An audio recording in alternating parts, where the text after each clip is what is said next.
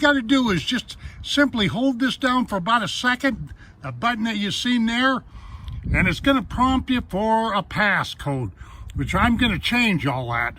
And the passcode here, you might want to pay attention because I had to look all over China. The passcode for the power on, if you can read it right there, is 0000. Simple as that.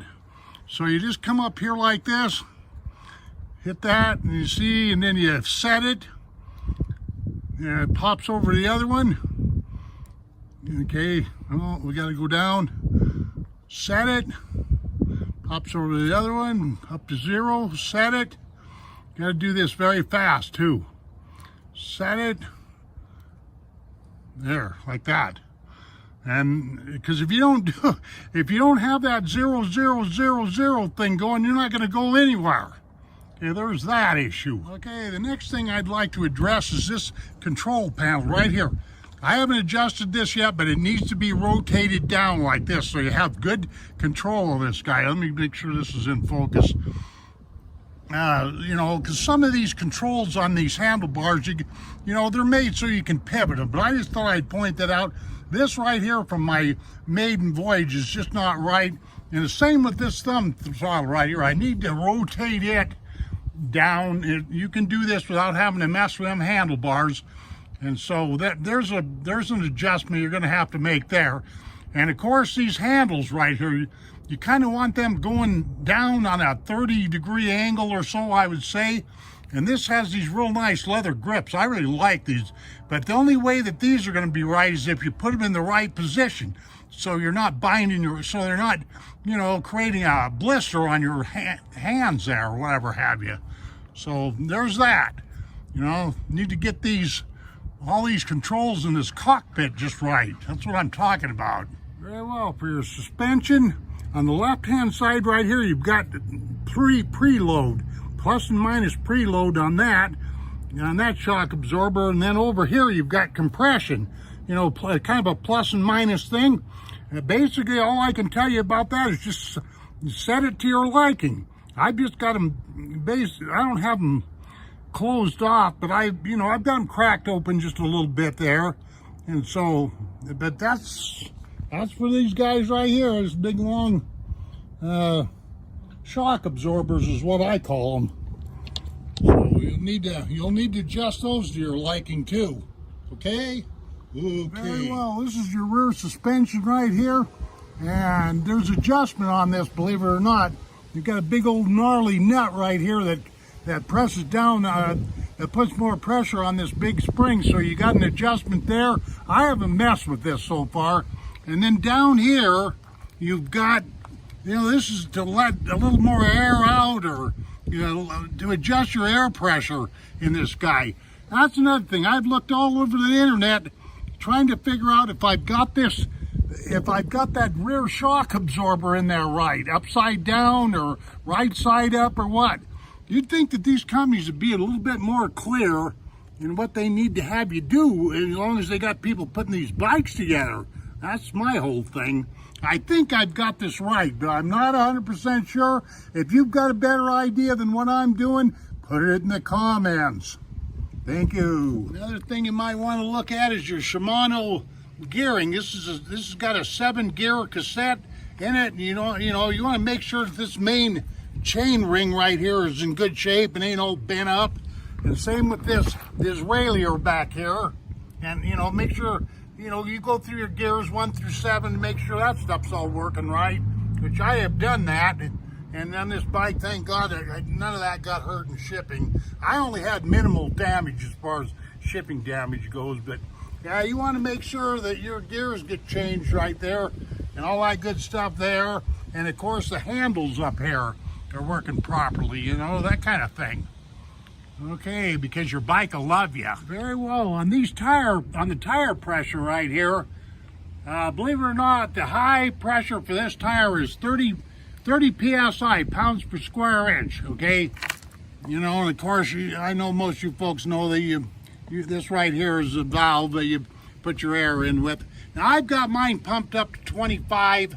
The reason being is I like my tires a little on the softer side because it cushions the ride just a little bit better.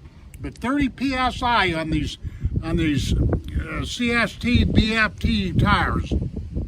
Okay, this is something that I absolutely had better include in this video. A couple of my astute, very aware subscribers pointed this out to me, or was asking me about it. That seat right there, is it adjustable? No, it is not. Unfortunately, if you're a small person, this bike just won't do you.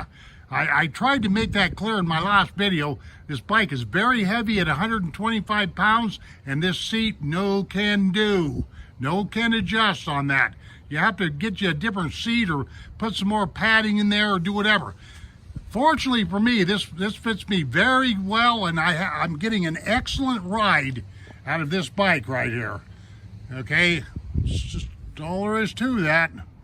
And while I'm at this, I might as well point this out. This is a modular frame design, and I personally myself, I picked this especially out because this looks like the kind of frame that can be modified very easily if a person is of a mind to do that, which I have no idea if I'm going to do that or not. But to me, it's cheaper doing that than keep buying new e-bikes all the time.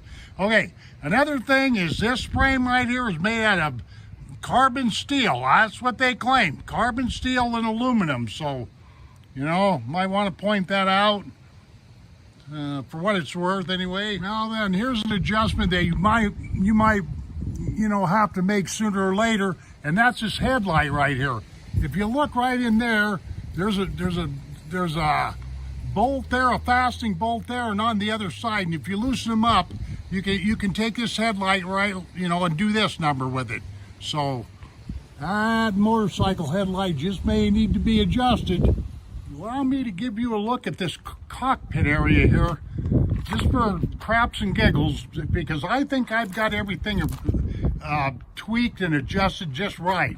So I'm just giving you a look at this, so it'll give you a guide or something, maybe help you out there, or I don't know.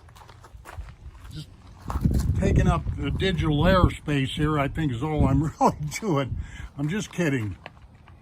Anyway, yeah, there's the cockpit of this thing here, but I've worked hard to get it adjusted right for me anyway, for me. Very well, here's this massive battery that goes into this Romeo Pro. Here's the handle, and believe you me, I'm glad that they put a handle on this battery case, because you'll need it. And if you want to charge with the battery in the bike, you've got this guy right here, but you can also pull this out and charge the battery outside of the bike. But you'll need a keys to get in this other side right here. Right, let me see, right there. They give you 2 sets of keys, so you want to make sure you don't lose those keys wherever you do. Of course, it's a good idea from time to time to go around on your bike and tighten up, Allen heads and nuts and bolts and screws and all that kind of stuff. Why? Because things rattle loose on these bicycles. And considering that an e-bike is way more powerful than a pedal bicycle, well, you've got more of a greater chance of stuff rattling loose. So that's another little tip in there for sure. Of course, another very important factor on these bikes that need to be adjusted from time to time and checked out is your brakes right there. And this bike does have hydraulic brakes, I'm sure I've said that, and they work very, very well coming out of the box for me, so I didn't have to mess with anything. But from time to time, it's my advice to kind of, make sure you check on those rotors and all that good stuff. That's your safety line, so to speak.